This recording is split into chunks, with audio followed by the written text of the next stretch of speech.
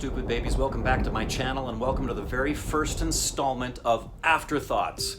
My thoughts after a reaction on our stupid reactions. In case you're new to the channel, I'm Rick Siegel. I would love it if you subscribed to the channel, if you liked, and even more so if you commented below and we had a wonderful discussion about various sundry things, including the topic we're going to discuss today. This is called Afterthoughts, where I will be doing afterthoughts following a reaction on our stupid reactions. My long-term objective is for this to be something that I do on a daily basis, so that at the very least what you can get from me and be assured of is the fact that you have in the mornings the 2 videos from OSR, and in the evening you will get an afterthought from me about one of the reactions earlier that day. If there isn't an afterthought I have, I'm not going to post something, but more than likely there's going to be something I want to talk about, share with you based on your comments on the reaction on our stupid reactions. For example, one of the things I would have done had I been doing afterthoughts would have been videos following all of our interviews, every single one of them. And I'm actually considering, if you would like me to do that, put it down in the comments. I'm considering giving you some afterthoughts. I still have them. They're still fresh in my mind of what the experience was like to interview Ustad Zakir Hussain, Tushar Lal, Shiki Chakraborty, Nawazuddin Siddiqui, Yud Sojay Ghosh, Anurag Kashyap, Kubra Seth, and just share that with you because so many of you have asked. So that is what this concept is about. It's going to be quick videos, and it's just going to be sharing some of my afterthoughts. The video we did, the reaction we did to the performance, forgive me if I mispronounce her name, I believe it is Jayanthi Kumaresh.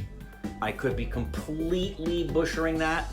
If I am, please forgive me because we have just been introduced to her, but her performance alongside Ustad Zakir Hussain that we reacted to this morning, if you're looking at it on the calendar. And one of the things that was brought up in that video, and I had a lot of the comments here, as well as some of my own personal notes about it, had to do with the Vina. And Corbin had said at one point it sounded electric. And there were a lot of comments in there that said the Vina isn't electric. And yes, I would agree with you that the Vina is not originally an electric instrument, and for those of you who are purists, you would say it should never be electric, but we live in a day and age when anything can be turned into an electric instrument, and there are electric Vinas. And an electric Vina is a really easy thing to create, like an electric guitar. All you have to do is create a 1/4 inch insert, and then you get a 1/4 inch plug.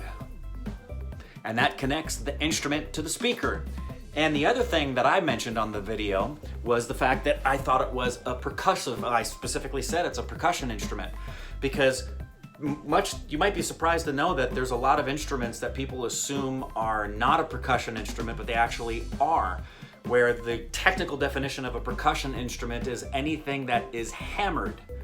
A piano is actually a percussion instrument because the way that the strings are activated are by little hammers. But the Vina itself, there are a few. I actually wrote some notes because I did some homework on this in my afterthoughts. It said most of these instruments, the Vina is a chordophone, and most chordophones are designed as string instruments. Some of them are percussion instruments. The Vina technically is not considered one, so I was wrong in assuming it fell under that category, but you can see it is a little bit complex. The other thing is that there are a lot of Vinas. There are, let me read these for you, if my computer would be very nice to me and it'll let me see what I'm looking at. There is a Rudra Vina, and a Saraswati Vina, and a Vichitra Vina, and a sitar falls under apparently the Vina categories.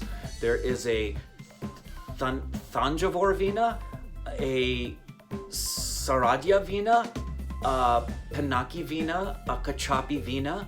There's also a Chitra Vina, a Ranjan Vina, a Sagar Vina, Trivedi Vina, Mohan Vina, and those are just a few.